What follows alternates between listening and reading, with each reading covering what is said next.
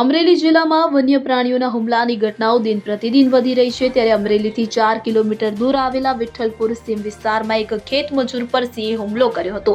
આ હુમલામાં મજૂરને કમરના ભાગે ઈજાઓ થતાં તેને સારવાર અર્થે અમરેલી સિવિલ હોસ્પિટલ ખાતે ખસેડવામાં આવ્યો છે।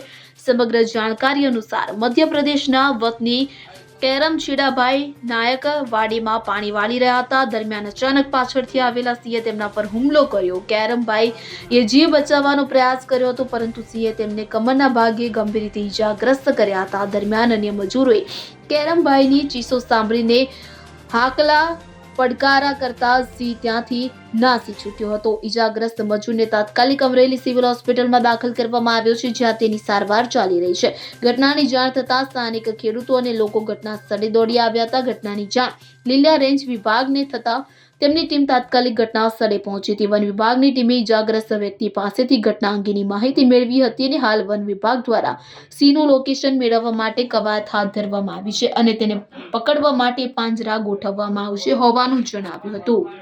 Bureau report CN24 news. હવે જુઓ દેશ દુનિયાની તમામ ખબરો તમારી આંગળીના ટેરવે।